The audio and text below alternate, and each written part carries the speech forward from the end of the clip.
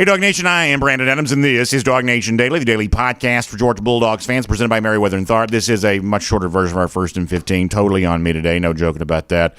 Running late today, and I apologize for that, so we'll take a few of your comments, and then we'll get rolling with the regular show after that. Of course, on all platforms here, Facebook, YouTube, Twitter, Twitch, DawgNation.com, DawgNation app, everything else. Apologize for running late, truly do, but it's going to be a great show. Terrence Edwards stops by. Little bit of chatter around a Georgia player in the, or at least a potential Georgia target in the transfer portal. We'll talk about some of that coming up here in just a little bit. Lot of ground to cover. So what do you say to our folks at DawgNation.com who are used to hearing from us during this time? We pop in here and give them some comments. I'm sure they'll give me some, justified grief, and I'll let them do that. But we'll roll in here and kind of get going some of those comments there as well. Hemingway, by the way, checks in to say, I believe the most important factor giving Georgia a chance to possibly repeat as national champions is the return of Todd Monken as offensive coordinator, and I don't disagree with that. I think that it is a very luxurious thing to have a guy like that coming back for a third year.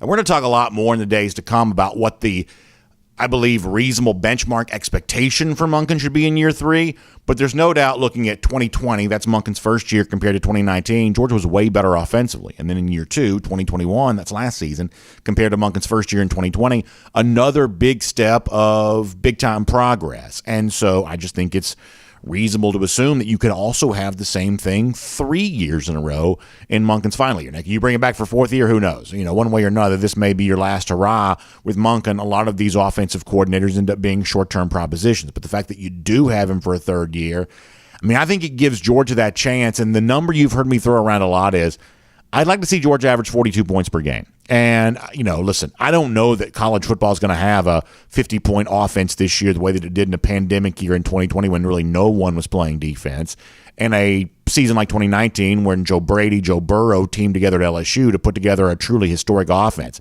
Last season, the sport didn't have a historic offense. Alabama was good. Ohio State was good. They were not historic.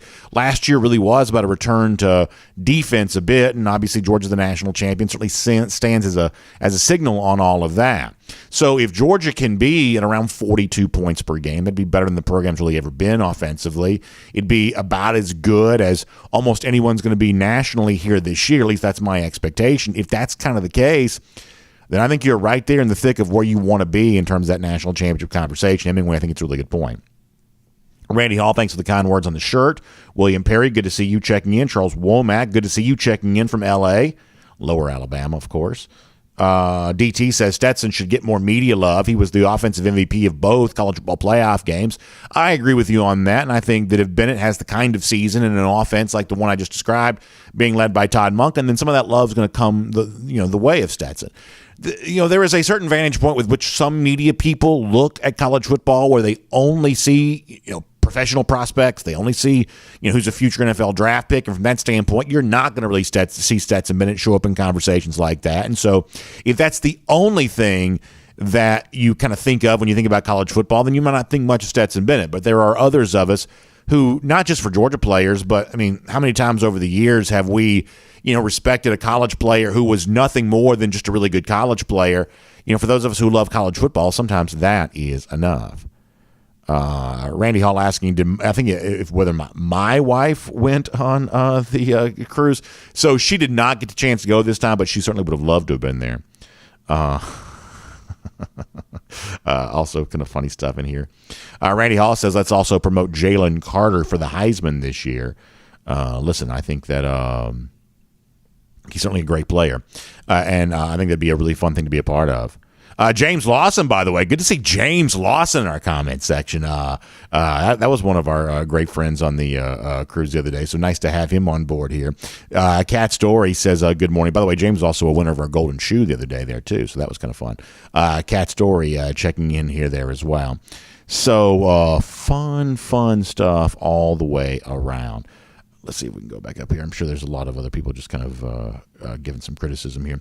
JD Dogwalker, great to see him. He says, Bulldog by the grace of God. And that's certainly something I believe in, JD. That's really good stuff. So here's what we're going to do. There is a little bit of transfer portal chatter. I don't know if this adds up to much, but we'll see. As it involves the Georgia Bulldogs, we will talk about that. there is something I believe that Kirby Smart and Nick Saban probably agree on.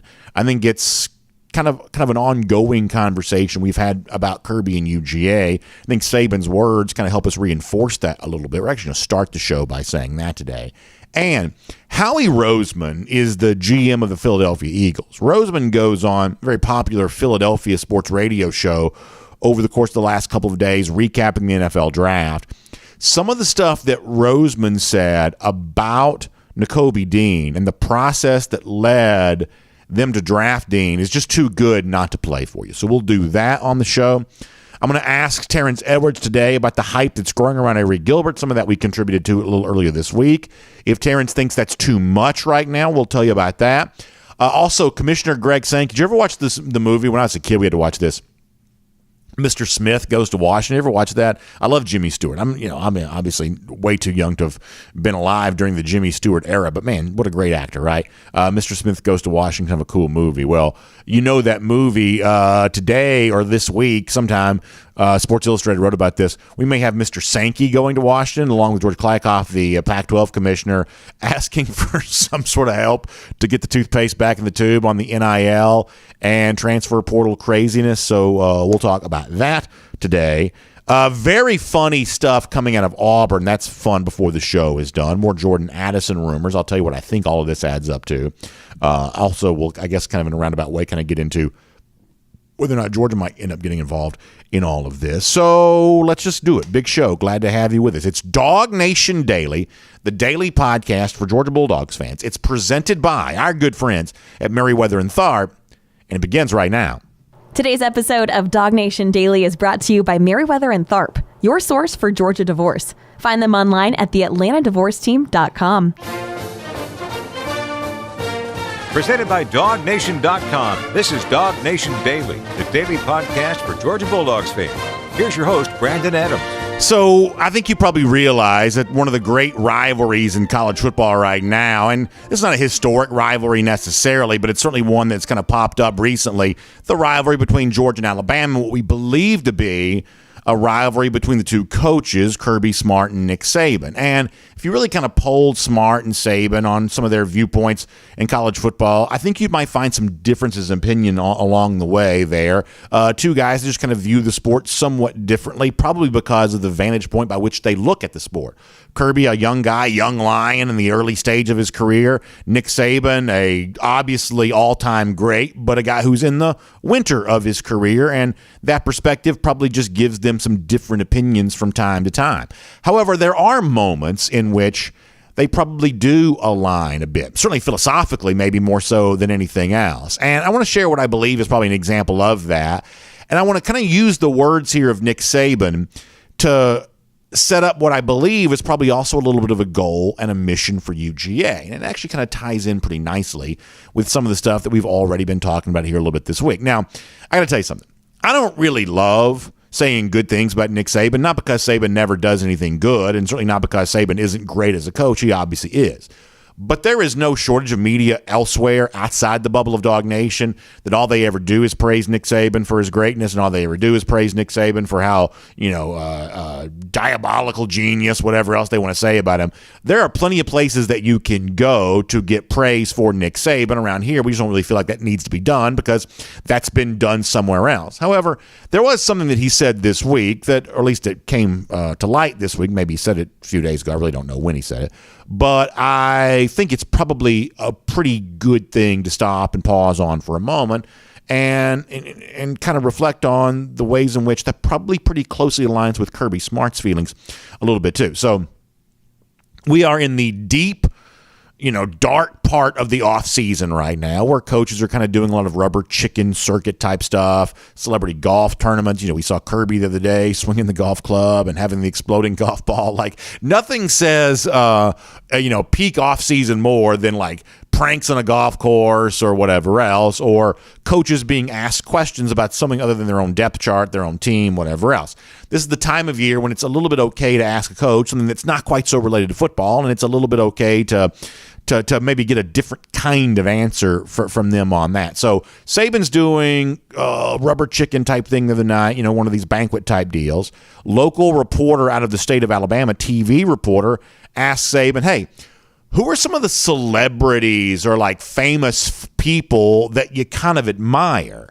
And listen, if you ask Saban that in a press conference, in the middle of the season, that just seems like a, distraction. But asking a question like that during the offseason, kind of seems okay to do that, I would say.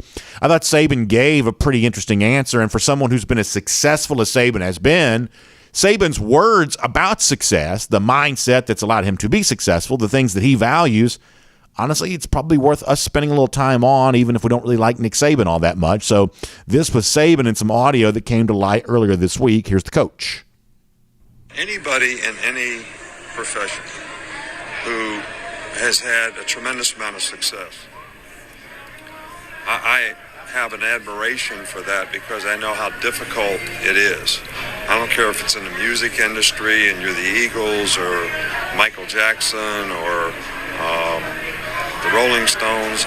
Those people have been successful for a long, long time. Elton John. I admire that. I admire Kobe Bryant. I admire Michael Jordan. Guys who were dominant for a long, long time, and they did it on a very consistent basis because, some people can be dominant for a little while, but it takes a special someone because it's not really human nature to try to be the best you can be. It's human nature to survive. So I think that's really interesting. And what Saban basically says there is, hey, the people who were committed to coming back and winning year after year after year. Saban referenced a lot of musical acts right there. In music, there's the concept of the one-hit wonder, someone who has a great hit song or maybe a great year, great album, but they don't quite have the staying power. And what Saban says there is, and honestly, Saban, like a lot of folks, is probably talking about himself when he says this, but what Saban says there is, hey, give me that athlete like Kobe Bryant or that musical act like the Rolling Stones or, whatever else.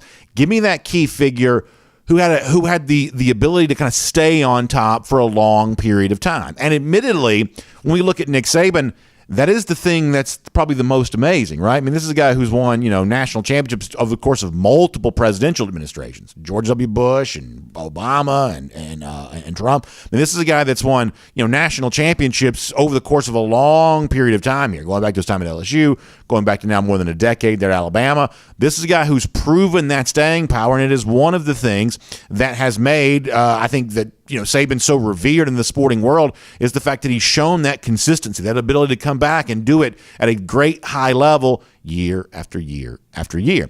And obviously that's kind of the next step for Kirby Smart there too, upon winning the national championship, to prove that he's more than just kind of to use the phrase I used a moment ago, the one-hit wonder, the guy that has a short period of dominance. Kirby wants to be more than that. Kirby wants to be the guy that sticks around for a very long time. Now, I told you yesterday, and have told you for a while, that I think that Kirby Smart and Georgia are actually pretty well aligned to be able to do that. Because when you look at recent national champions over the course of, let's say, the last 15 years or so out of the SEC that fell off dramatically after winning the national title, those three schools, in my mind, all kind of have one thing in common. Think about Florida post, national championship in 2008. Think about Auburn post national championship in 2010. Think about LSU post national championship in 2019. That's obviously the most recent example here. And what you see from all three of those teams, that a couple of years after winning a national championship, we're already looking for a new football coach. The absence of that kind of dynamic central figure at the quarterback position. After Tim Tebow, Florida was never the same. After Cam Newton left Auburn after the 2010 season, that program is never the same. And obviously LSU thus far hasn't really been the same after the Joe Burrow era there as well. Georgia, by comparison, to go back to what Nick Saban said a moment ago about being consistently great year after year after year, I think is set up much better to be able to do that than some recent SEC national champions have been, simply because Georgia as a program is a lot more decentralized, meaning there isn't one player who's mostly responsible for the success that Georgia enjoyed last year. It's kind of on both sides of the ball. It was a lot on defense, but no one player creating that. There were a lot of different players who kind of added up to all of that. That Georgia was a program that certainly consistently used a team concept towards winning a national championship. And as Georgia gets ready to compete again for a national championship, it's once again that commitment to team where really no player is any bigger than the other that allows Georgia to establish that kind of consistent level of greatness that Nick Saban says he values. And we would presume that Kirby Smart does there as well. Plus, there's this.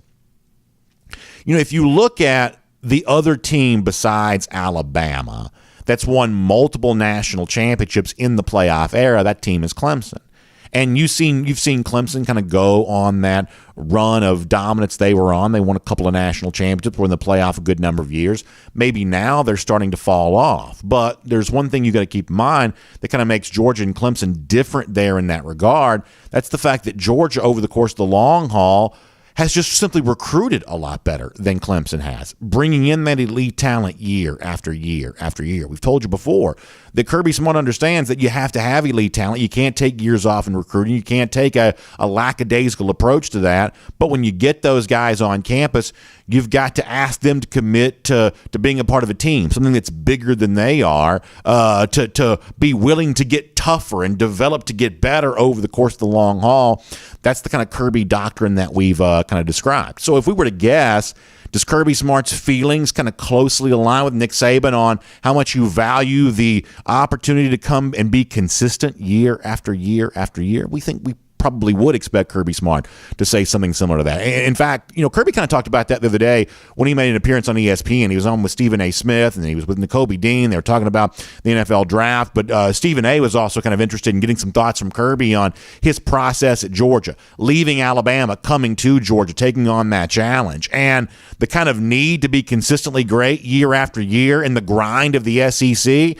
This is something that Smart seems to fully understand and fully appreciate. In fact, he knew what he was getting into when he took this job on the basis of what he said on ESPN last week. This is Kirby Smart. 9 years there at the University of Alabama, and then to get the opportunity to come home to my alma mater, it was a no-brainer, right? Because it's a top 10 job in the country. It's a top 5 job in the country. So when I got to go back, I knew the race in the SEC is brutal. I mean, it's brutal recruiting in the SEC, coaching in the SEC, but you get to coach guys like this. And I knew taking on that role that we'd have to get through the SEC gauntlet. But if you get through that, sometimes the playoffs are even easier. And that's what we've been able to do. When we get into the playoffs, it's like playing an SEC team every week. So listen, I think when you listen to Kirby Smart there, I think what you hear is a guy that does value what Nick Saban, the clip we played for you a moment ago, says he values, which is consistent greatness showing up year after year after year. And Smart acknowledges in the clip you just heard that's not an easy thing to be able to do.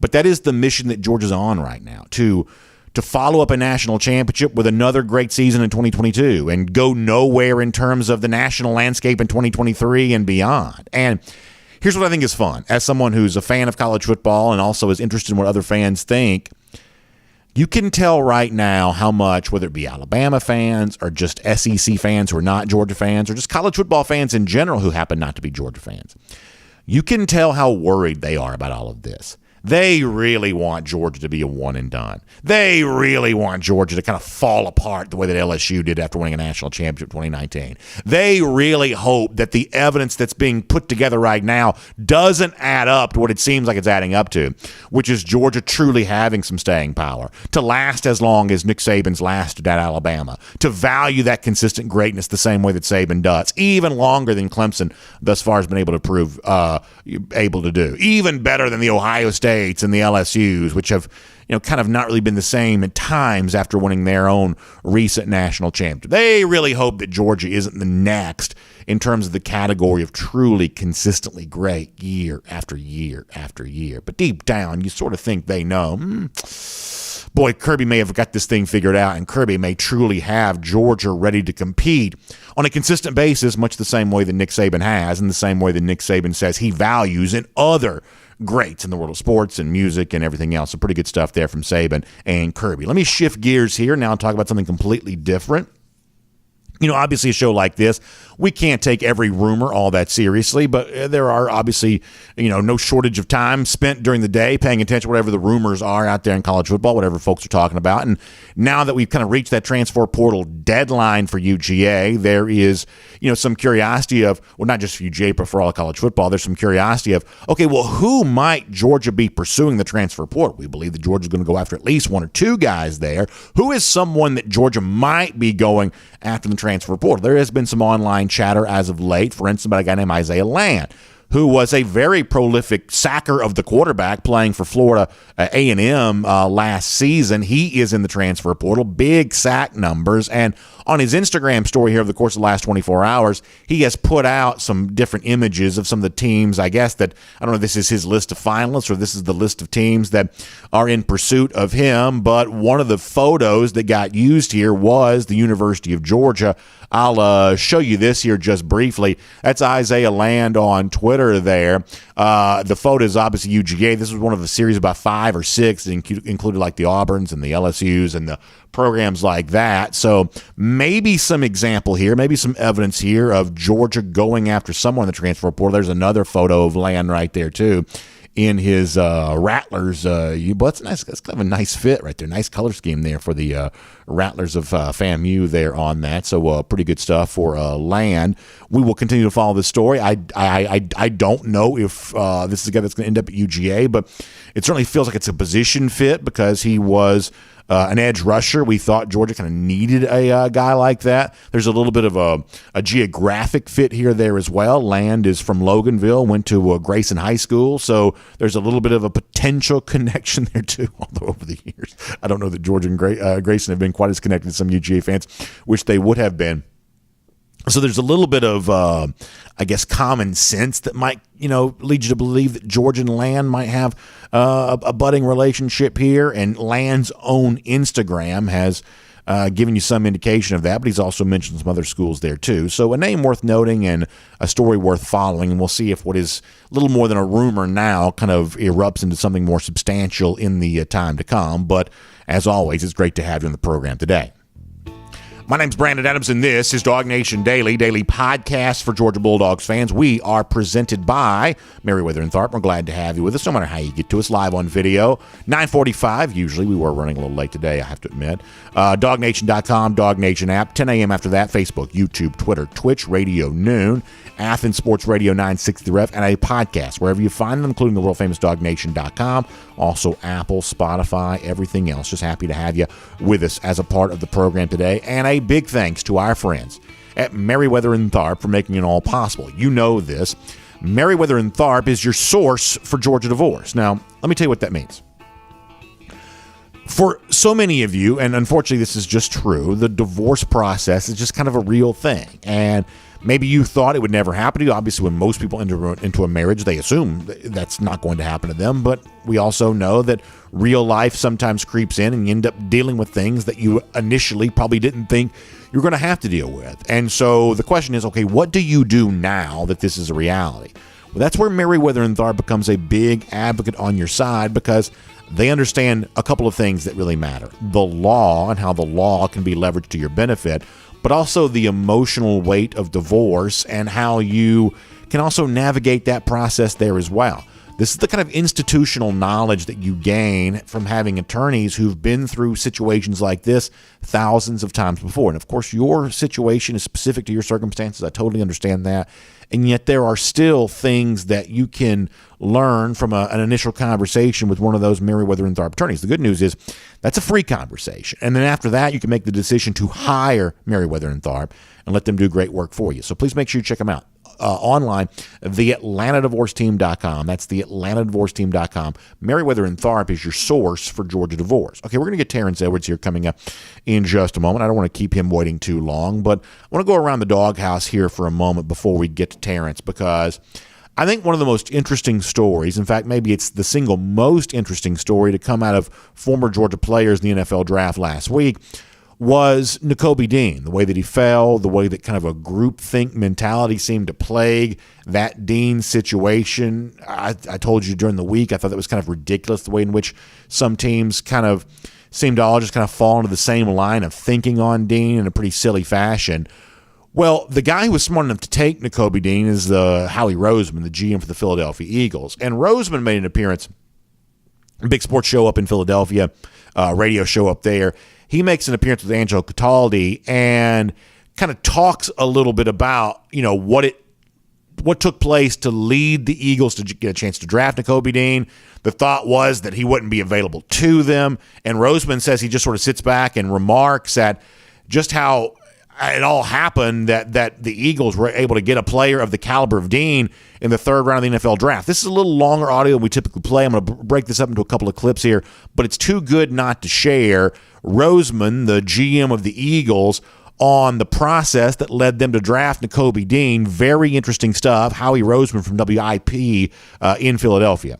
I had a chance to go down to Georgia because it's like one-stop shopping, if I'm going to go on a school call, like maybe just go to the place that there's like 9 guys on defense that are going to be drafted. So I went down there and, I'm asking about all these guys and I'm asking about Jordan and I'm asking about, the other guys on defense. And, at one point, a guy who I'm really close with down there, he says to me, he's like, the best player on our defense is Nakobe Dean. You haven't even asked about him yet. I'm like, I'm going to get to Nakobe. I got him. Like everyone there talks about the alpha dog. Everyone there talks about like this guy. And then you put on the tape and it's instincts, it's explosiveness, it's toughness. It's just and you combine that with the character and it's like, man, this guy's got a chance to be a special player. And for us, sometimes you get in the middle of a draft and this happens, right? Sometimes it's almost like everyone goes, well, like, why aren't they taking him? And then if the guys fall further because it's like maybe they know something I don't know. Isn't that interesting that Roseman, who's in these meetings, in these circles with other NFL personnel, man, acknowledging that the NFL guys, the guys who are supposed to be professionals, who are supposed to do this for a living, can fall prey to groupthink and can make a silly error like passing on Nakobe Dean, including our own hometown team here, the Atlanta Falcons. They can make an error like that simply because they become afraid because other teams are kind of making the same decision, so something must be wrong here. And didn't I tell you the other day that's exactly what appears to have happened with Dean? Roseman, the guy who made the draft pick, essentially acknowledging that. I think that's very interesting. Roseman also had more to say about the decision to draft Dean. I thought it was good. Here's more of him. And so I was the same way. When we were going to take him in the second, there wasn't even this discussion. All right, he's a linebacker. He didn't test, maybe falls to the second round. Got it, and we picked Cam, and that was a hard decision, and then you kind of get out of your mind. There's no way Nakobe's going to fall to our next pick, so you don't even think about it. You're just like, I just lost Nakobe Dean. And you're a little bummed, but that's what happens in the draft. You're going to lose players. And then as it started to get 10 to 15 picks away, and I'm a little superstitious, so I don't even want to speak it. I kind of wrote it down. I literally wrote on a piece of paper, Nakobe Dean, right? And I wrote it. And because I figured, there's some even probably people in our draft room are like, he ain't going to pick a linebacker. He's not going to do it, right? That's probably what you were saying. And so I wrote it just so people knew. And when I walked out and I went to our docs, I'm like, am I missing something? And like, no, Howie, we talked about Nakobe Dean. We're telling you, we're good. If you draft him, he's going to be there. And then 5 picks before I picked, I said, you sure? And we went through it. And then it was just, really excited to get him. Isn't that interesting? Roseman saying, I went to our doctors. Is something going on here? Should I know something? The doctor saying, no, we're fine with you drafting Nakobe Dean. Then checking back with them again, still same answer, we're fine with you drafting Nakobe Dean. I think the Nakobe story is one of the most compelling of the entire draft, how everybody seemingly in the league kind of fell prey to the same group thing. Dean says he was lied about. Dean says that there was this malicious rumor about him being more injured than he truly was that cost him millions of dollars. And, Seth Joyner was on, one of the, I guess, NFL Network or something, and he talked about that you never get that first round money back. Dean says that he was on the side of an unfair campaign against him. And in the case of Roseman with the Eagles, they seem to be confirming some version of that because it sounds like he's going to be a full go for their rookie minicamp, which will get started here very soon. Very compelling, very candid remarks there from the GM of the Philadelphia Eagles, who I believe in this instance comes across looking a lot smarter than some of his colleagues there in the National Football League. Good stuff. We're around the doghouse. This is DawgNation Daily, presented by Meriwether and Tharp here today. I want to have more on the NFL draft coming up with Terrence Edwards here, and something else we're going to ask Terrence on the show today, because Terrence is obviously with us every Thursday. So earlier this week, I probably fanned the flames of some hype and some, hysteria around Reed Gilbert as you start to think about who are some of those breakout stars for Georgia that could be heavy in the draft conversation for the upcoming season. Is that too much hype for Gilbert from a guy that knows him well? We'll ask Terrence that before we're all said and done today there as well. So a lot to discuss. Glad to have you with us as we do. Terrence Edwards here on DawgNation Daily, presented by Meriwether and Tharp. From Athens and across the SEC or wherever the recruiting trail may lead, here's a DawgNation.com insider. It's a busy spring for Terrence Edwards. He's working as an individual coach. He's working with the Milton High School football program there as well. He's on a football field seemingly just about every day. So it's a valuable time that Edwards has, and we're happy that he shares some of that with us here today. Terrence, thanks for being on the program. I got a lot I want to talk to you about, but I'll just kind of start here with the NFL draft. You know what it's like to be a professional football player. You know what it's like to be in the NFL. What did you think of the Dogs last week? 15 of them in total that found a home in the NFL by being drafted. It's a prolific haul for UGA. Good day for the program. What were your thoughts as you watched it all unfold? I was just thinking about recruiting for Kirby. I mean, you could go into a athlete's home right now and take that graph, 15 guys, able to live out a dream. And I mean, what else would he have to say on the recruiting trail? You come to Georgia, you get developed, and you have an opportunity to live out a dream to go play in the National Football League. And we were talking about Nakobe Dean there a moment ago. Heard the GM of the Eagles talking about their decision to draft him, their level of surprise that no one else had taken him before they had a chance to. It's crazy to me, Nakobe, that some of the Terrence, about Nakobe, that some of these teams just kind of fall into that trap of, well, if everybody thinks he's hurt, he must be, or if everybody thinks he's too short, then he must be. That, sometimes when it comes to NFL guys, there seems to be, and I hate to say it this way, but kind of a lack of courage to stand on your own convictions of, everybody who kind of wants to fall prey to the same line of thinking, the kind of group think type mentality here. I do think a guy like Dean deserves better. Of course, we're also biased here because we saw him play each and every game for the Dogs. But interesting to hear the Philadelphia Eagles GM kind of go into the process that would allow so many teams to pass on Dean so frequently that they were able to scarf him up there in the third round. Yeah, I'm very shocked. I think anyone with any football knowledge, I just think a common fan was very shocked that Nakobe Dean lasted to the third round. And I'm very shocked that him being a very well-liked and a damn good dog, the leader of the best defense in college football history. I'm shocked that the Atlanta Falcons really passed on him for a guy that played at Montana State. And I don't know much about he could turn out to be a heck of a football player, but I just think you have a guy like that and let the common fans know that sometimes the owners have a obligation to themselves is to make money, and they sometimes don't really care about winning.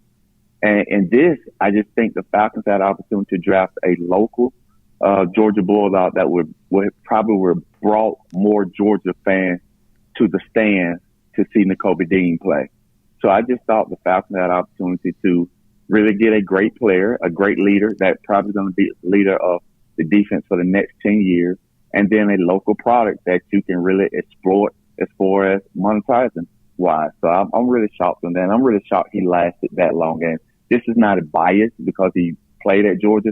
Just looking at from a leadership standpoint, a football player standpoint, it's shocking that he lasted to the third round. I think that's well said. Of the guys that did get drafted, Terrence, who are some fits that you really like? Is there a player in his NFL home that you think is set up well for success? I think the Philadelphia Eagles did a great job of drafting Jordan Davis and getting his running mate behind him in Nakobe Dean. So I think for the Eagles, you got two bookends there that's going to lead your defense for years to come.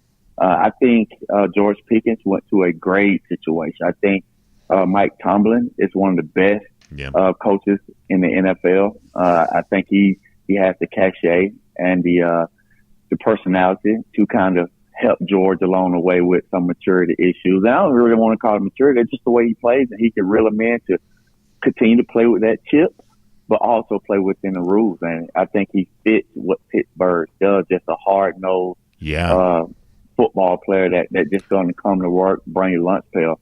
I think that's a great fit. And I'm just happy for Trayvon Walker, man. I don't care what people say. I saw a lot of people talk about his production and his stats, and I tweeted the other day, if you really look at the Georgia football team, no one rotated more in their front seven than Georgia did. So if you play 15 to 20 snaps more average a game, your production should be higher than a guy like Trayvon. And I'm looking at his ceiling, man.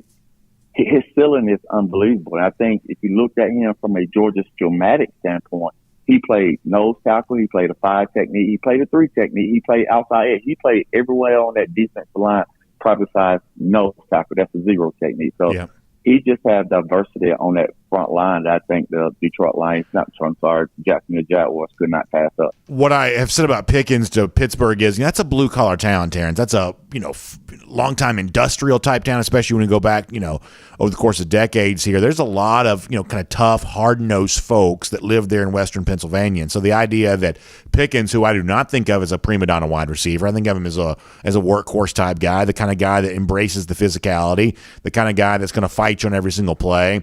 I don't really quite know how the quarterback situation sets up for Georgia right now in Pittsburgh, but in terms of his playing personality being well received by Steelers fans, and gosh knows there's a gazillion of those, I think Steelers fans are going to love Pickens.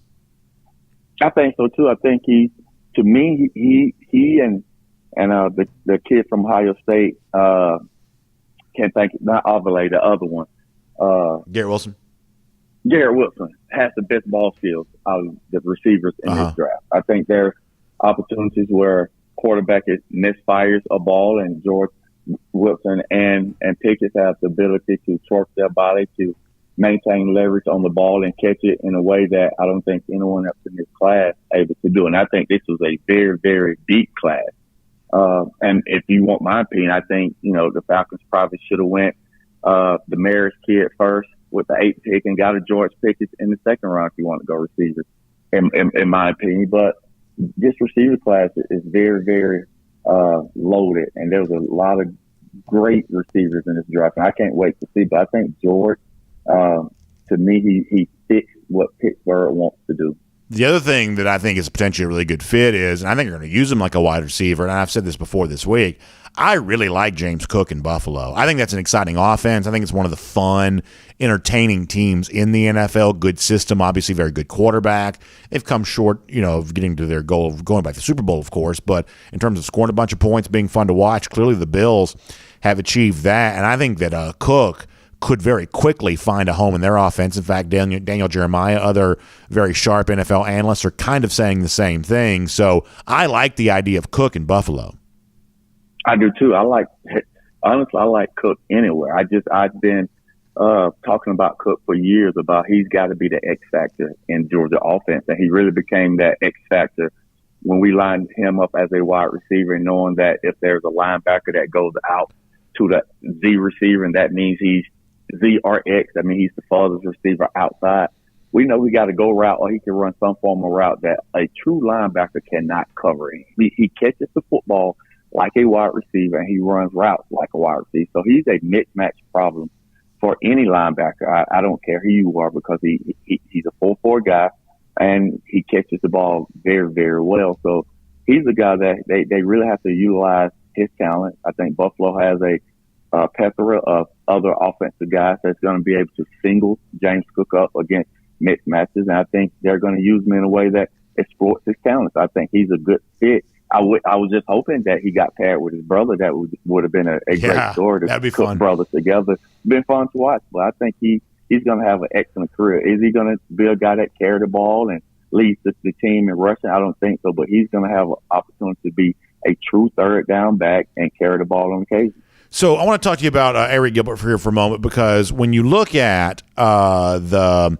upcoming mock drafts, you are seeing Gilbert in some of those. And even on this show, we said earlier this week that, hey, for Georgia to be as good in 2022 as it was in 2021, you need a few more breakout stars to emerge. And I'll be the first to tell you, I think that Gilbert, could be one of those based on kind of the way in which the spring unfolded.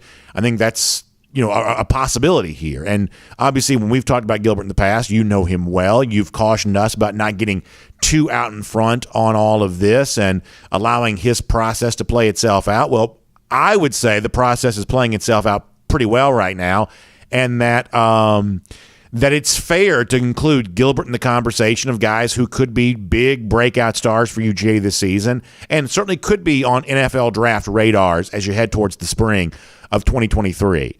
When you see the hype that's kind of around Gilbert post G-Day, and some of that we've contributed to, some of that's coming from, kind of outside national type sources. Terrence, as somebody who knows Arik and as someone who's preached caution before, do you think it's too much right now? Talent-wise, we're just going to take this on face value. Talent-wise, it's not too much.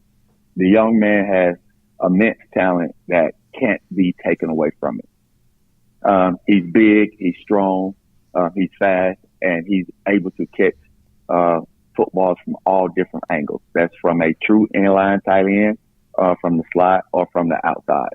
That is undeniable. God has given him a gift, and now it's up to him to really take advantage of these gifts. It's a little bit too much because of just the pressure. He just wants to continue to be a kid, continue to go to class, continue to just be a normal student athlete and get himself back together. It maybe so. Is it too much on Brock Bowers right now? No, because he's been able to showcase his talent. He's been able to show the world what he can do, and I think he's the best tight end in America. But just for Eric right now, for him to continue this process of him being able to just live a normal life, it may be a little bit too much. But the thing about it, he doesn't see this type of stuff. He doesn't see it. He doesn't care. He's not the prima donna that a lot of people made him out to be. He just wants to be a normal person that loves playing football. Yeah, here's my thing on this. I don't think I would be contributing to this at all had he not had a good spring. And, we heard whispers of, Gilbert's looking good during practices. And then he goes out and has a couple of touchdowns during G-Day. Now, I'm not going to tell you that G-Day is the ultimate proof of things, because in the past, sometimes it is, sometimes it isn't. But I think my comfort level in saying, wow, he has a chance to be a big part of this offense. You mentioned the talent part of this, which is obviously prodigious. But, my comfort level in even having the conversation about Gilbert and being as big a factor as some of the mock draft type people seem to think that he could be, is the fact that we did see evidence of that during the spring. So I guess my point here, Terrence, is it's not like it's coming from nowhere, right? I mean, we saw it with our own eyes on G-Day. Right, most definitely. I mean, like I said, the talent aspect of it is undeniable. He does have, to me, first round talent to help this Georgia Bulldog offense be what we think it should be. That is undeniable. He went out and showed the world, and like you said, G-Day is not proof that this is going to happen in the fall, but his talent is just too great for it not to be. So for that aspect, you're right. He showed his talent to the world, and now he's got people excited because of what he's shown in high school, what he's shown in his short period of time at LSU, and what he's shown now, and the whispers that we've heard throughout the whole spring. Now he just got to continue to build, continue to get in better shape, continue to get his body right, continue just being a normal person, happy-go-lucky Eric. And I'm excited to see what this season brings, because I believe he's going to be a big part of helping, Georgia offense become what Georgia defense was last year. And I think that's the way we're going to have to win this year, that the Georgia offense don't have to be transcended like the Georgia defense. But to me, I think the better players on the offensive side of the ball this year, the better players was on the defensive side of the ball last year. So the offense now is going to have to do more. They're going to have to do more, because we can't sit here and say and hope that this defense is going to do what this past defense did. I just don't see that. I just don't think we'll be able to be what we were, because we lost so many leaders and great players. So now the offense with the better players have to be what we talk about, how explosive this offense is for us to get back to where we want to be. I want to finish with this. I want to ask you a question about Jermaine Burton here for a moment. And obviously, Burton going to Alabama has been a hot topic. Georgia fans have weighed in on that. You've been, good enough to weigh in on that topic a couple of times with us here too. But I want to ask you a different kind of question related to this. We know that Saban sold Jermaine on the idea of big stats and a lot of touches because Saban talked about that publicly. He addressed that publicly when Burton arrived at the team, that was something that he had said he had an opportunity to do at Alabama that maybe he wasn't going to have an opportunity to do at UGA. We know that. Yet since then, Alabama's taken another transfer wide receiver, the guy out of Louisville the other day, and there have even been some rumors here over the course of the last couple of days. They might also be in the mix for a guy like Jordan Addison, who's the Blitnikoff Award winner that we think might go to USC. But apparently Addison and Bryce Young have been working out together here a little bit. That's the potential of another transfer wide receiver. Terrence, in the past, you haven't always wanted to reveal private conversation, which I totally respect your right to do that. But I'm going to ask this question nonetheless. What do you think Jermaine thinks about being told, hey, come here, get a bunch of stats? Then after that, Alabama goes out and brings in another and potentially even another transfer wide receiver. How do you think Jermaine might think about that? I haven't had a chance to speak with him about it. I texted him the other day, and the only thing I texted because he's really close to Elias Ricks. I just told you went there, keep your nose clean. I know we all know he just got arrested for whatever reason. That's all I talked to him about. I just think he had a great spring. I think he had opportunity to show the Alabama coaches what he could do. And I think a lot of the receiver aspect comes from, I just think Nick Saban don't want to get caught like he did this past season when his top two receivers went down. And now the second group of receivers did not perform the way he thought they would. So I think that is the play. I don't know for sure that's the way I'm taking it. But I haven't had an opportunity to talk to him about it. And I probably won't, because he believes in his talent that he's going to get those touches. I think he believes he did enough in this spring. And if you go and read the tea leaves, that he was clearly the best receiver on the team this spring. But I didn't text him or talk to him about it. I just talked to him about he's close to Elias. Know what you're there for, to get an education and show the world your talent, because you believe you have more to show. So I'm just worried about that aspect, football aspect-wise, to take care of itself. Terrence, great stuff. Thank you for being here. Let's remind folks there as well. As I said before, it's a very busy time for you this spring. You're out there seemingly on a football field each and every day. For folks who want to get in touch with the Terrence Edwards Wide Receiver Academy and be a part of some of the great things you have going on, how can they get in touch? Oh, you can find me on all social media platforms as Terrence Edwards Wide Receiver Academy. Terrence, great stuff. We'll look forward to talking to you soon. Thank you. Let's take a look around the rest of the league. This is SEC Through. So here's my point in asking Terrence what I asked him. When you look at some of the hysteria that exists right now around name, image, likeness, around transfer portal, like, I'm not against players getting paid, even though it's hard to say, players getting paid. I'm not against that. I'm not against players having the ability to transfer. But I do believe there is a misconception about the current sort of wild landscape. My belief here is that the current sort of lawlessness of this benefits a few players over the course of the short term, but it's actually not all that beneficial for the majority of players over the course of the long term. And I think that Jermaine Burton is an example of this. Now, Terrence Edwards does not seem to think that it's maybe that big of a factor for Jermaine, and certainly Jermaine hasn't told him that it is. But if you're Burton and you've got Nick Saban saying, hey, come to Alabama, you get all the touches. Come to Alabama, we're going to make you into a superstar. And then Saban turns around and takes at least one more transfer wide receiver after that, and potentially even another one. All of a sudden, doesn't that cut into some of what Alabama has promised you that you were going to get? To me, this is a little bit like playing roulette. For those who have ever been to a casino, played roulette before, we were just on the DawgNation cruise, Independence of the Seas. I spent a little time in the casino. I do enjoy that. I like roulette a little bit. I like blackjack better, but, I like roulette a little bit. And some of you know it's the big wheel, and there's a ball on the wheel, and it kind of spins. Wherever the ball lands, you can win your bet. You can either bet on the color, either red or black, or you can bet one of the numbers. But everybody's putting their chips down on all the numbers and getting ready to make their bets. And at a certain point in time, is it a croupier? Is it the person that runs the roulette wheel? Is it called a croupier? The croupier says, no more bets. That's it. That's it. Now, that's a rule. That's a rule that's restrictive to those on the outside. but it's actually beneficial to those on the inside. Like that's an example of a rule that benefits the players, because when the croupier, which is I believe what it's called, says no more bets, you get to look around and now you know who you're competing against. In one respect, it'd be kind of unfair to the players at the roulette table if somebody could just walk in right at the last minute and land that chip right as the ball was landing. They would have an unfair advantage.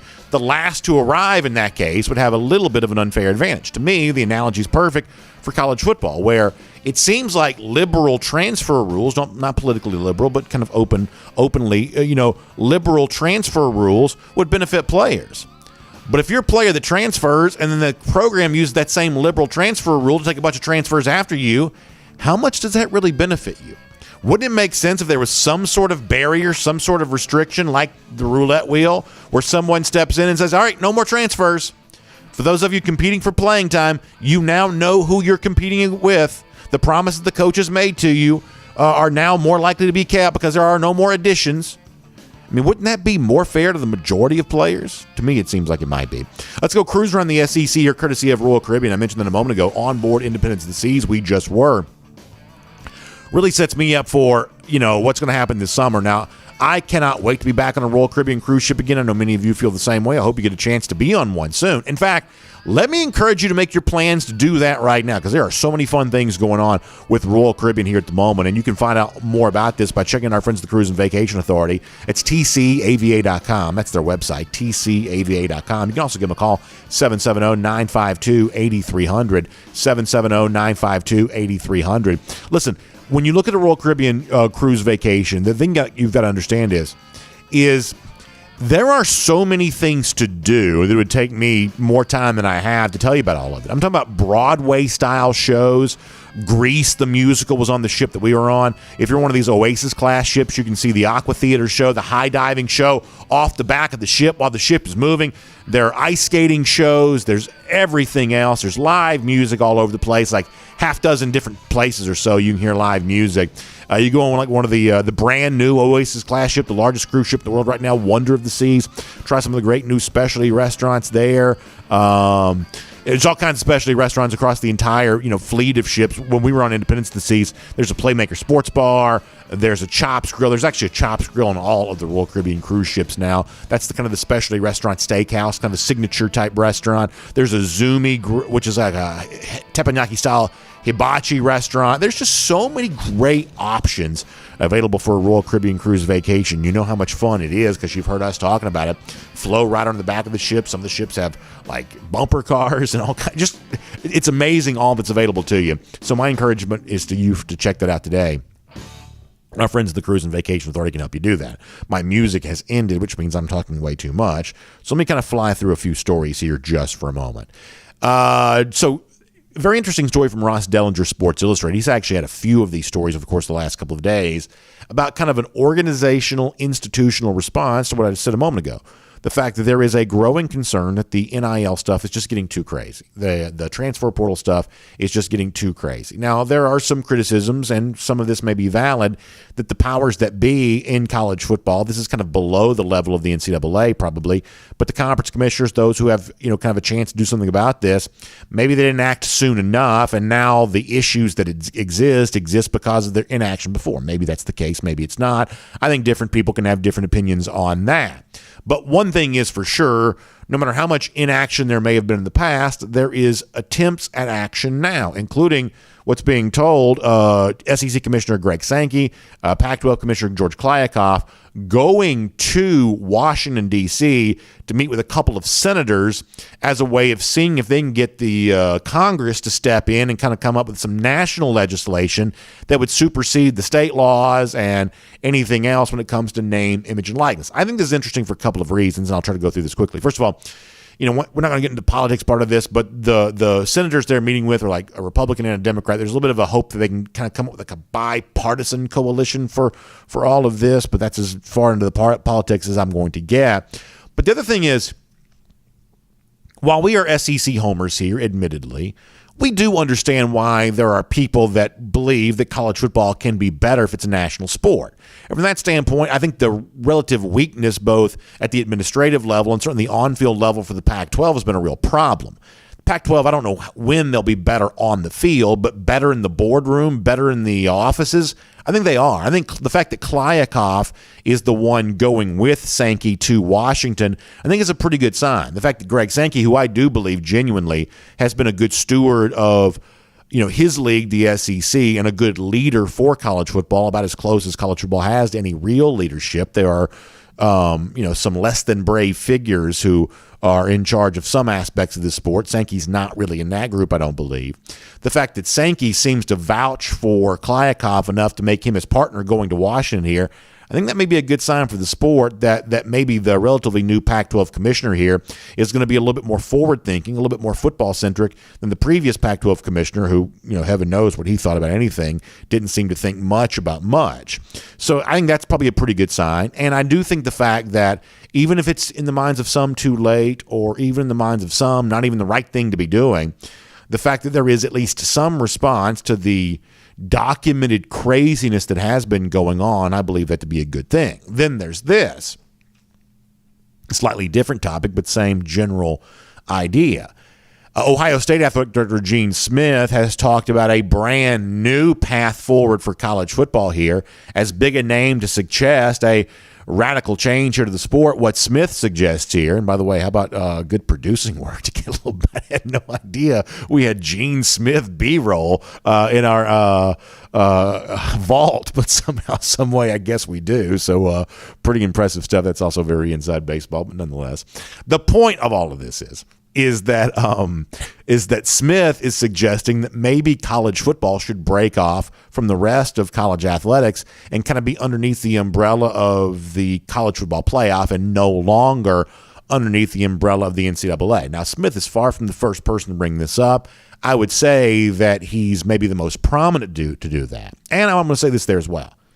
I realize that we are in like neck deep off season. I understand that. And in the off season, it seems like there's always all of these like crazy suggestions that get thrown out of. What if Auburn goes to the SEC East? Or what if you played a different team other than your own during spring games? Like there are all these like common topics that we bring up each and every year, the kind of what if scenarios around college football.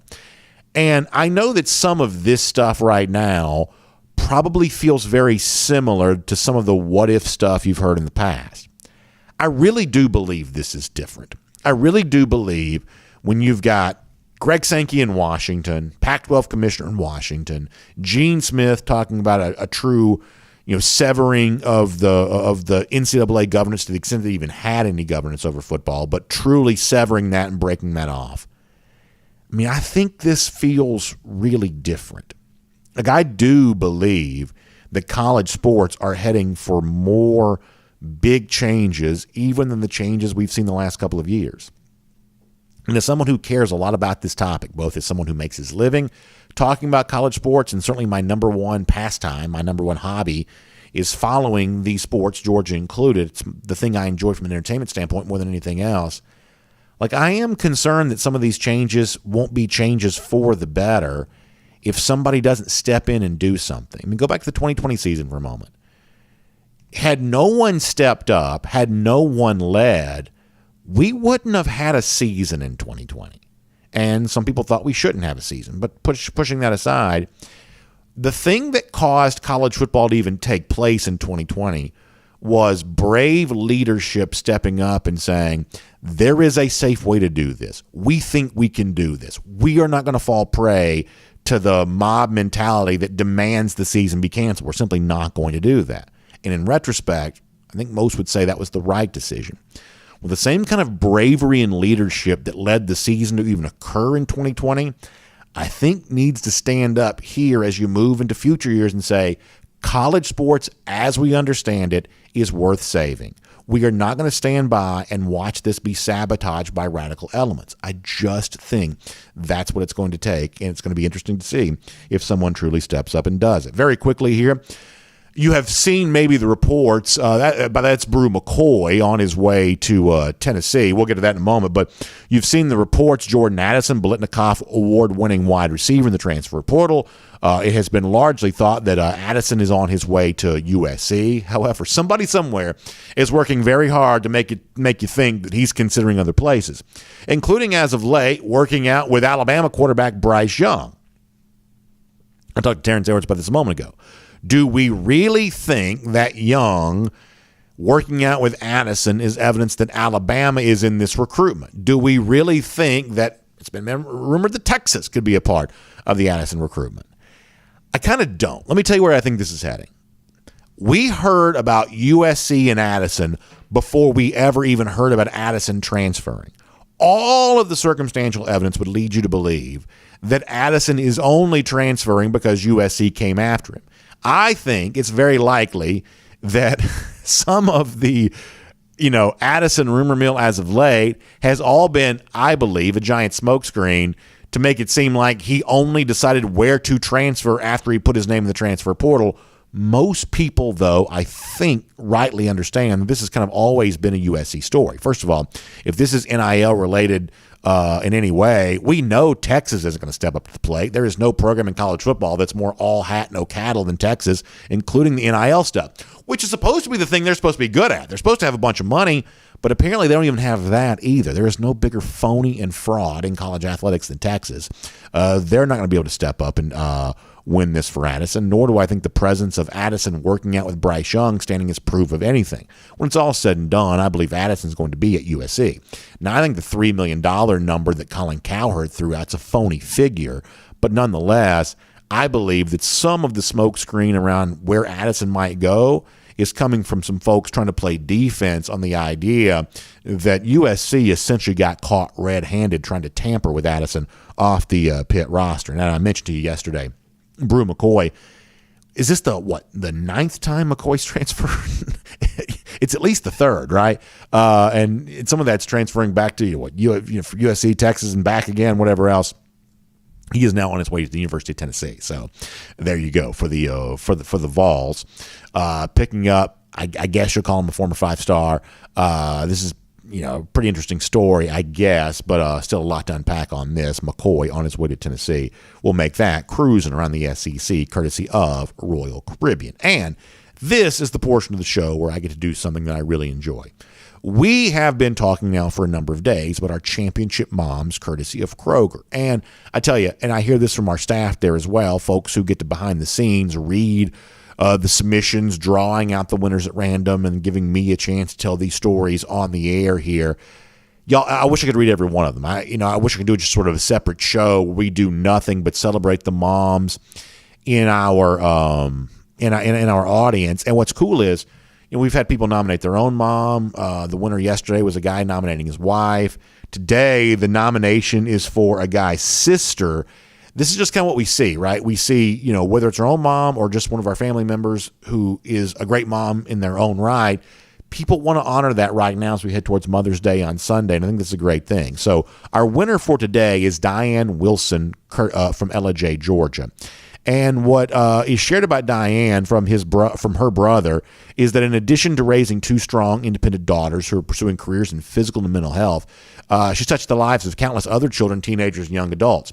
Her home's always been a safe place for those with uncertain or even unsafe homes to come and stay for a few nights, few weeks, or even a few months in a couple circumstances. And how valuable is that, giving a safe home and a safe place for those who need it? I think that's just beautiful. Diane's also mentored and guided others through her work with the Girl Scouts, led two troops and assisted numerous others, and church activities there as well.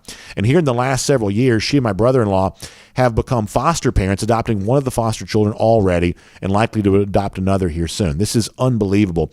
It goes on to say about Diane that she epitomizes to me the selfless, caring, positive love that mothers have and has shared that love with so many without hesitation. I am very proud to call her my sister and feel that she deserves recognition for what is often a thankless and unappreciated work that impacts so many positively and makes the world a better place. Thank you for recognizing those like her that protect and guide our most important resource, our children. That is beautiful. I couldn't have said it better. Great photo of Diane there. Diane Wilson from LJ. First of all, beautiful part of the state as well. But Diane Wilson from LJ, she is our championship mom, courtesy of Kroger, not just for the love she shows to her own children, but the love that she's shown to the community, and then adding more people into her family so she can help spread some of that love that she has to give. That is a great, great story. Kroger, so proud to honor our championship moms here around Dog Nation. And by the way, as you get ready to celebrate your own mom and have your own Mother's Day celebration, check out Kroger for that. Kroger.com/Mother's Day. You can find out about the big savings, whether it be on gift cards or flowers or the stuff for a great meal. You can also just kind of stop in store and see this there as well. It's important today to have a big day coming up there with Mother's Day on Sunday, and Kroger's going to help you get ready for all of that. And tomorrow, we actually get to give you 2 championship mom winners. I'm really excited about doing both of those with you tomorrow. This is a great time to be able to do that. And if I could toast every single one of those mothers in our audience, you better believe that I would. And if I could toast them, I'm toasting them with a Finnish long drink there as well. So if you haven't enjoyed some Finnish long drink, this is the time to do it.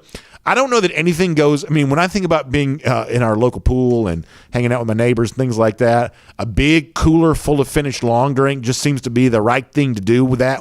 It was certainly our story last summer, and as we head ready for another, summertime of being out in the pool and enjoying the beach and everything else, the Finnish long drink is going with us on that there as well. So if you haven't done this before, check out thelongdrink.com. It's thelongdrink.com, and you can find out about the 4 different varieties. The traditional in a blue can, that's a gin kick with kind of a grapefruit flavor to go along with that, or the long drink zero. A lot of you love that. No carbs, no sugar. Others of you love the long drink strong because it's 8.5% alcohol by volume, comes in a black can.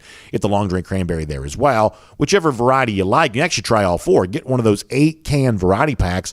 That's 2 different cans of each of the 4 long drink varieties. You can figure out which one you like the best, whether it be at a golf course or a bar or a beverage store, wherever. There's a lot of availability here around the state of Georgia and the Atlanta area where I live. So check out thelongdrink.com for a lot more on that. So the aftermath continues of May the 4th yesterday. That's known as Star Wars Day. We gave you a Star Wars-themed golden shoe from the Dogs yesterday. We'll give you another one here. Our buddy Bassin Dog got in on this. I call him Baby Yoda. I guess his official name is Grogu. I don't think that's a very good name. I'm going to stick with Baby Yoda. But Baby Yoda holding the Georgia football here, I think that's good stuff from our buddy Bassin Dog in response to Mad Dog, who had a great Star Wars-themed golden shoe. It did not go quite as well for the Auburn Tigers, though. Auburn had their own Star Wars-themed tweet yesterday of Coach Brian Harsin dressed up as Anakin Skywalker. Of course, the new series, Anakin Skywalker, getting ready to come out here very soon. When I tell you that a lot of folks had fun with this, Harsin as Obi-Wan Kenobi is what I mean to say. Obi-Wan Kenobi. Antifaldo on Twitter that Obi-Wan and Brian Harsin both in agreement that they're taking a beach vacation while all hell is breaking loose. Obviously, Obi-Wan on Tatooine while Harsin was on vacation along the way towards almost getting fired. The old chap checks in to say Obi-Wan season left, which is very funny for Brian Harsin. Rico Burt checks in to say Obi-Wan and 11. There were a lot of these really funny jokes about Brian Harsin as kind of an Obi-Wan Kenobi type figure. Really pretty funny stuff. Auburn kind of getting trolled by their own tweet there a little bit on that. So we'll give golden shoes to all of those folks. And also remind you, lousy stinking Gators, that's Georgia's #1 rival, at least we believe. Good Georgia fans are a Gator hater first and foremost. And so we'll tell you it's been 4,865 days since the lousy stinking Gators have won a national championship, and 177 days from right now, Dogs get another win in Jacksonville against Florida. We'll see you tomorrow, DawgNation Daily, presented by Merriweather and Tharp, and on video. Time now for the R.S. Andrews cool down, and another day, another 70-minute show, but nonetheless, happy to have you on board for us with what we are doing here today, and hope you're enjoying all of that. And we'll get your comments here on Facebook and YouTube and Twitter and Twitch and everything else. And I guess I'll go to, let me go to DawgNation.com because I didn't give them a ton of comments off the top here but we'll do that here in just a little bit. So let's see what the DawgNation.com folks are saying. Here we go.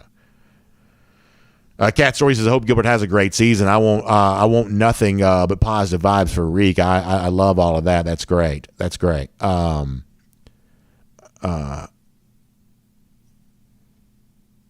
see what else. DT says, when it comes to like Trayvon Walker's productivity at Georgia, that he was extremely productive as defined by his assignments. I would agree that's probably true. Randy Glass gives me an amen. I appreciate that.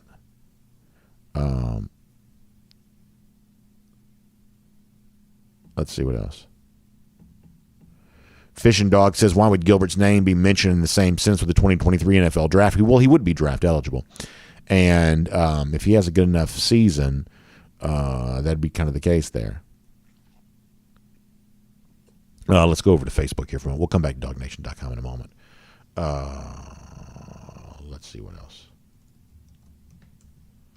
Hold on, y'all. Sorry about that. Let me pull up the Facebook comments. If my fat fingers could type, that'd be better. Almost there. Hope all of you are having a great day. Getting ready for a fun weekend. Hopefully nice weather. Happy Mother's Day for sure. Bill Kelly says he took a lot of time off, watched a lot of Star Wars yesterday. It's always a fun thing to do. We watched a little Empire Strikes Back last night in my house.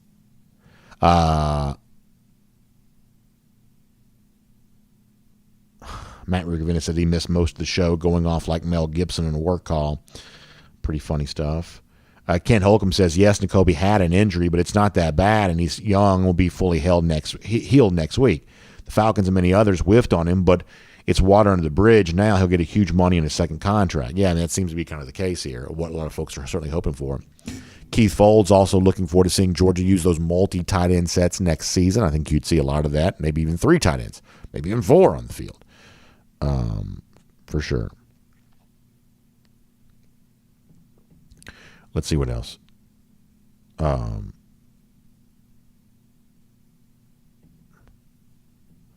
lot of good stuff in here. Yeah, so Bill Kelly says, I took the day off and watched Star Wars all day. Not kidding. Was supposed to work around the house, but wife went out of town. Yeah, listen, Bill, that sounds like a pretty good day right there, for sure. For sure. Lucy Bowers Boykin. Let's see what Lucy said a little earlier here. Try to find. Let's see. Lucy says, congratulations, championship moms. Wish my kids had won what they sent in about me, but I can take the L.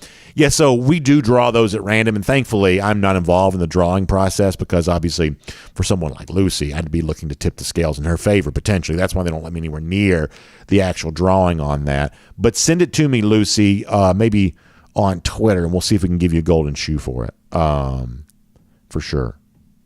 Good stuff. By the way, yeah, I guess today is Cinco de Mayo.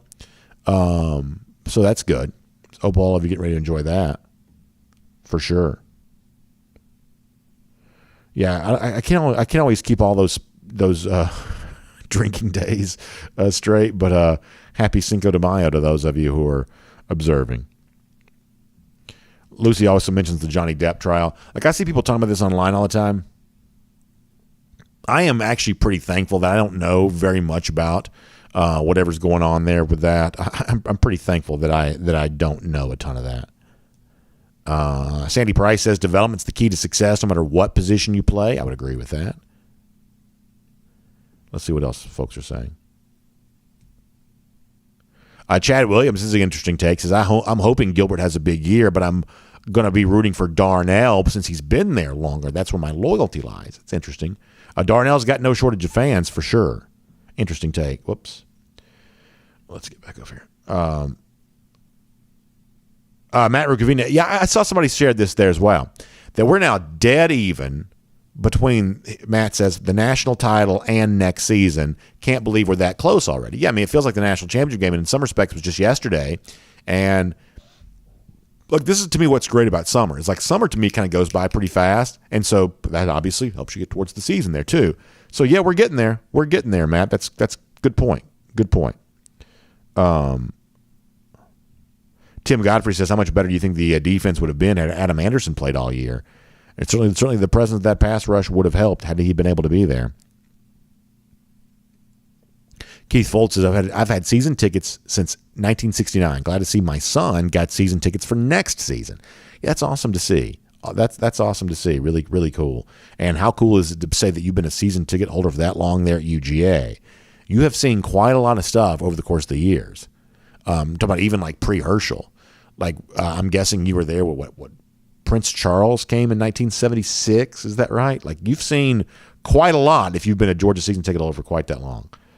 That's really very interesting. Let me go to YouTube here for a moment.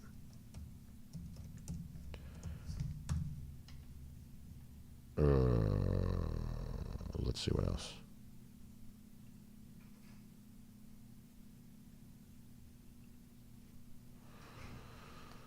Jonathan Aaron says, I was watching something on the way to the early 2023 mock draft. They had Gilbert, Ringo, Carter in the top 15. What do you think about that, BA?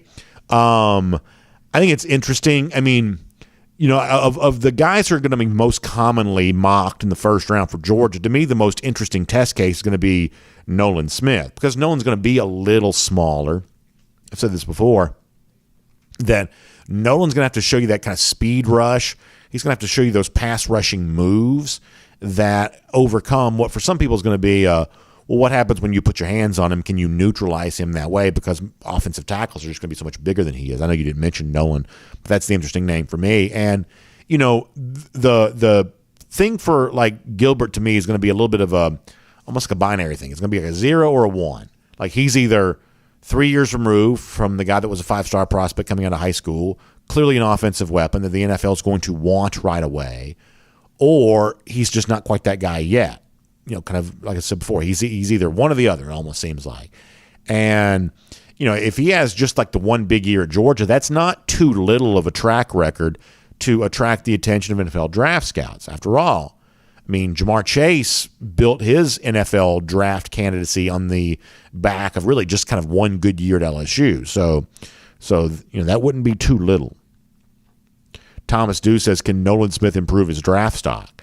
If Nolan puts up really big numbers, and I wouldn't put it past him to do so, if he puts up really big numbers, that's going to become one of those kind of things that's hard to ignore, because obviously you do want a little bit more beef amongst your edge rusher type guy, unless he's just so quick that you have to acknowledge that, right? I mean, you know, there is a way to be a smaller edge rusher, but you just got to be so fast coming off the edge, so fast, you know, getting to the ball, that's what makes you unblockable. And if those numbers are there for him, there's a chance that's the case. Jay Shipe says, is the DawgNation app viewers for the witness protection program from YouTube that isn't allowed to have Facebook? Yeah, maybe so. Maybe that's the case.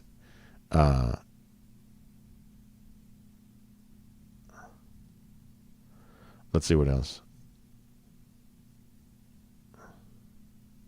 Jonathan Aaron says they had a Will Anderson in the top 10 from Alabama, and they had Smith at like number 22 in that mock draft. So I don't mind telling you, and listen, I told you off the top of the show, I don't like saying good things about Alabama because there's plenty of other shows that do nothing but say good things about Alabama. The last thing we need is another show saying a bunch of good stuff about Alabama. So I'm pretty slow to say anything good about the Tide. But you'll never hear me say a bad word about Will Anderson. He's just a good player. So you'll never hear me say a bad word about him. He's just a good player. And that's all there is. That's all there is to that. He's a very, very good player. Let's see what else. Zebulon Owen also mentioned Keely Ringo.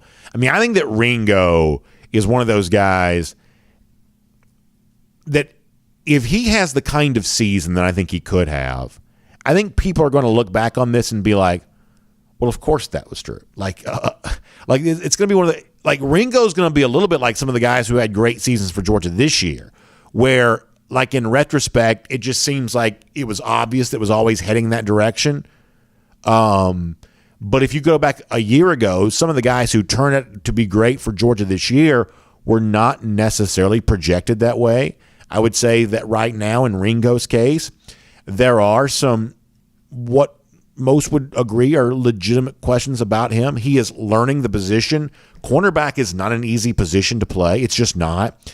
Like, you can go out there and athlete your way through some of it, but eventually you do have to know the position. And I don't know that anyone's going to just sort of scarf up that knowledge in one season.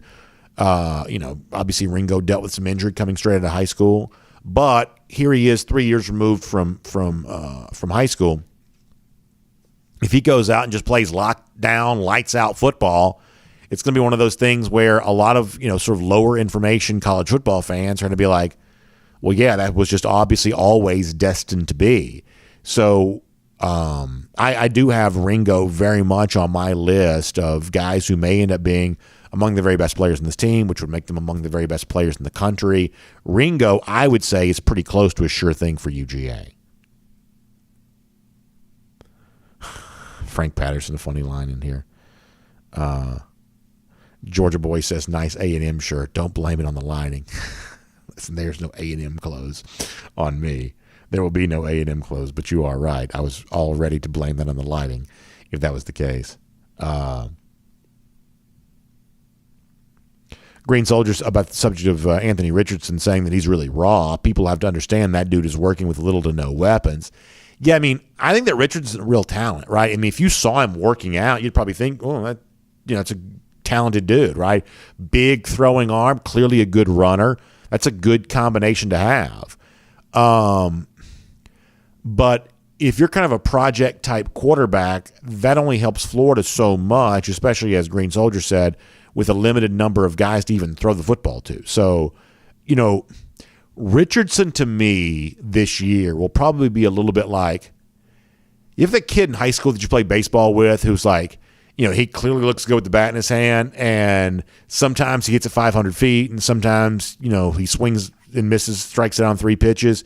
Like, there could be a little bit of both of that for Richardson, where it's like when he puts it together, he may really put it together, but can he do it over the course of a full season, given the other vulnerabilities that Florida seems to have? I guess I'm a little bit skeptical of that. But we said this on Tuesday, that the story right now, for those of you who are looking at the Georgia schedule, for those of you that start thinking about schedule, think about who Georgia's playing, in terms of games in which Georgia can be threatened in, you don't see very many of those. Georgia's going to be a pretty sizable favorite in virtually every single game for the upcoming year.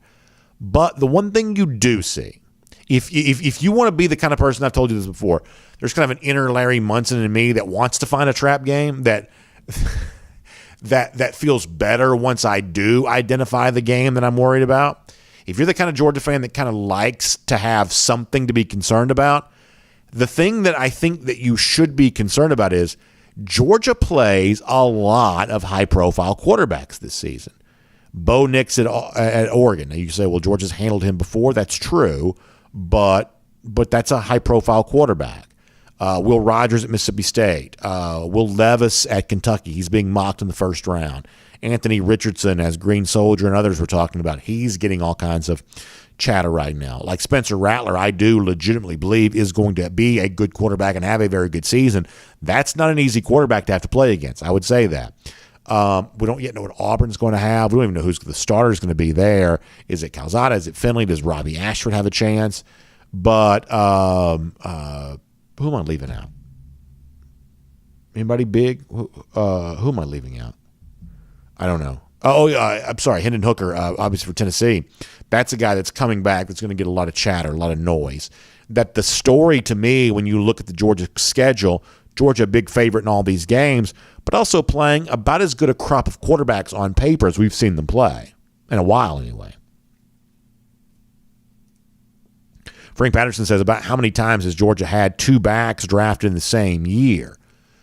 Obviously, a couple 2017, post-2017, 2018 draft, you had Chubb and Michelle drafted in the same year.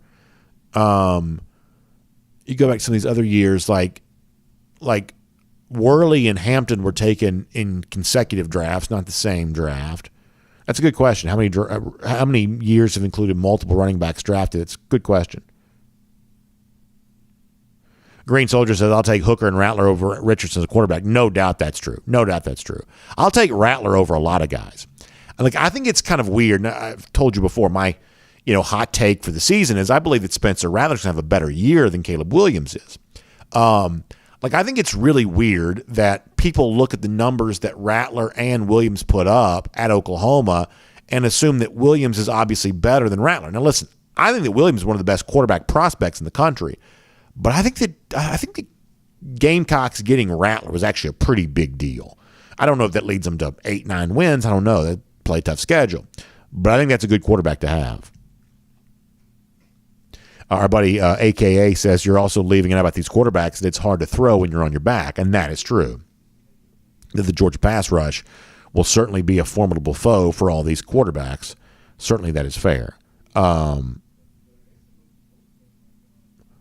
Scully Reddy says if you watch college like I do, you know that Florida has good receivers, but Emory made them look bad last year. So in all honesty, like who are the better receivers for Florida right now? Didn't Jacob Copeland, did he transfer? Like, who are the better pass-catching targets there right now?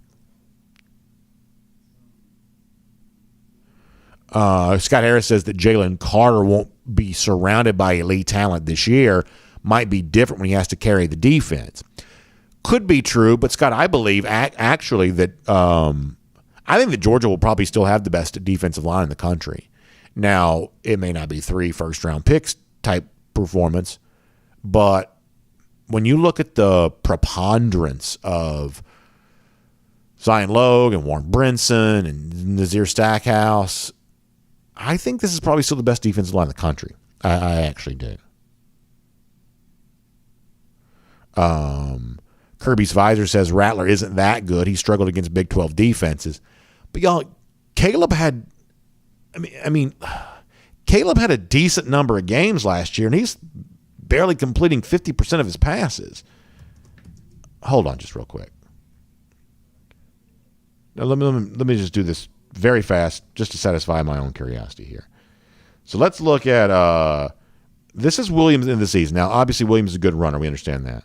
But against Iowa, all right, let's start here. So on November the 13th against Baylor, Caleb Williams was 9 of 18 for 142 yards with 2 interceptions. Only completed 50% of his passes. Against Iowa State the following week, he was 8 of 18. That's 44% passing, 1 touchdown, 1 pick. Against Oklahoma State to conclude the season, he was 20 of 39, did throw 3 touchdowns, but only completed 51.3% of his passes. So the 3 Big 12 games at the end of the season, Caleb Williams is barely breaking 50%, 50% passing. So in those 3 Big 12 games, that is a total of 4 touchdowns and 3 interceptions. Now, he played well in the bowl game, but down the stretch when it mattered, he's 4 touchdowns, 3 picks, barely completing 50% of his passes. He had 2 rushing touchdowns over that span, but didn't have more than 67 rushing yards in any one of those games, about 120 total rushing yards over the course of that time. Like, those are not great numbers. You know the idea that Rattler's the cast-off, that Williams is the golden child. I mean, based on that stat line, now he had other performances against the better competition when it mattered. Caleb Williams actually was not that great down the stretch for Oklahoma last year, and it's almost like no one seems to know that. I think it's really strange with all the hype that he's getting at USC. He actually just didn't play that well near the end of last season. Raphael Wright says, I'm not impressed by Rattler or Williams, honestly, and that may be the best opinion of them all. Maybe neither one of them are very good. But Kirby's Visor says, thanks for those metrics. Very underwhelming. Yeah, it's like one of those things like, this is a very famous player. Oklahoma's a big-time team.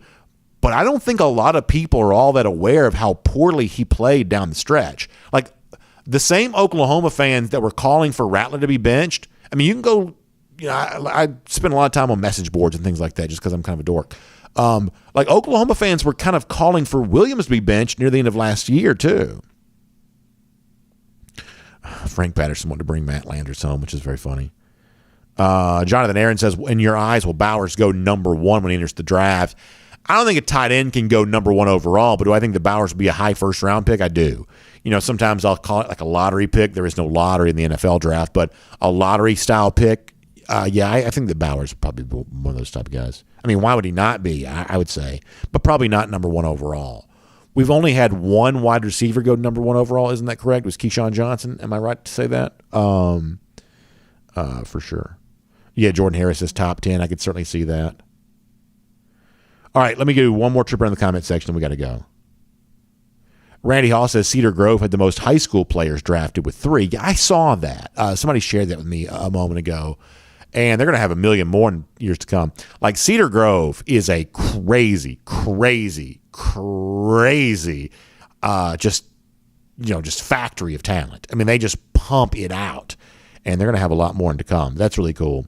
They had that. Alan B says he hears an echo. I haven't heard any issue with that. I'm not hearing anything in my earphones. Hopefully there's no issue with that.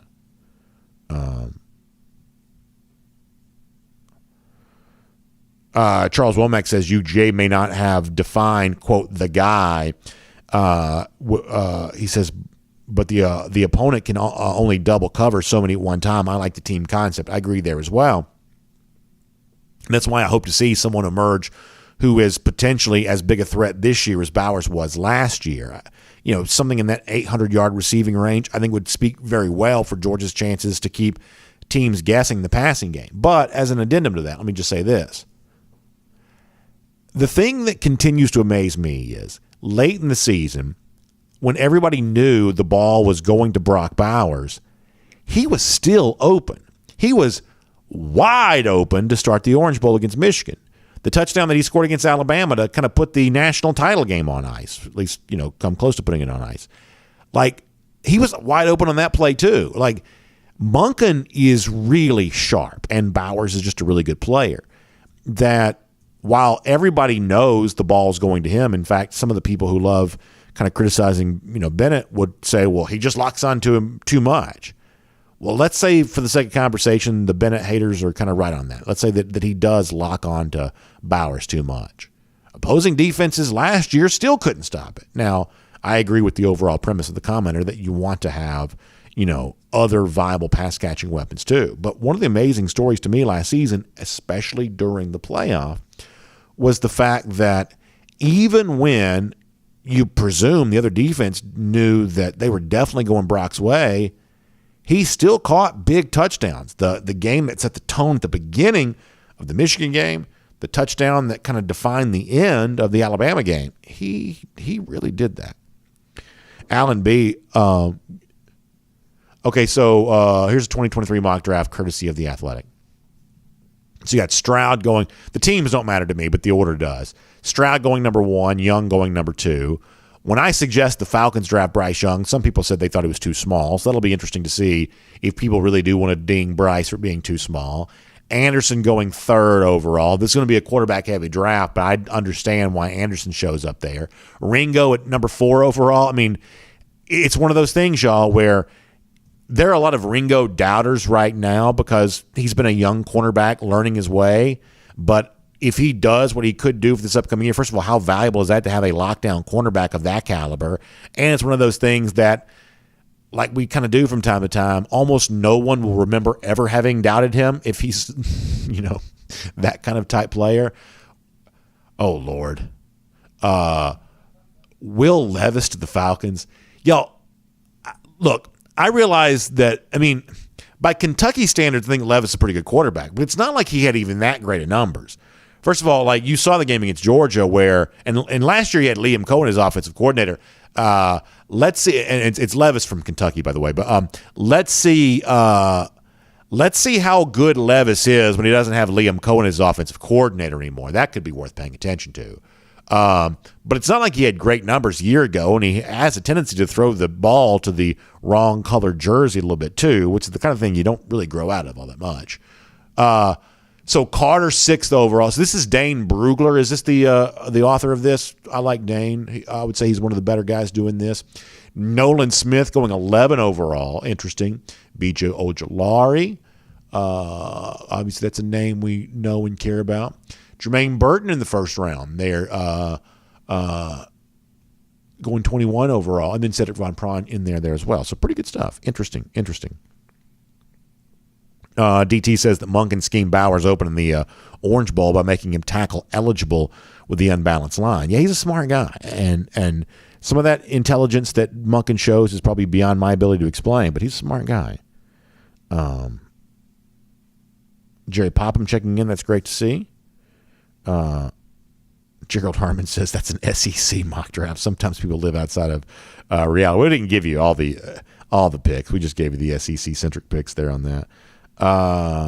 Bill Sanders says Michigan had no answer for Bowers. Certainly not at the beginning of the game they didn't. Keith Vold says I'm making a case for Bowers to go number 1 overall. I still think that'd be a lot for a tight end, but do I think he's going to be a very attractive draft prospect? I definitely do.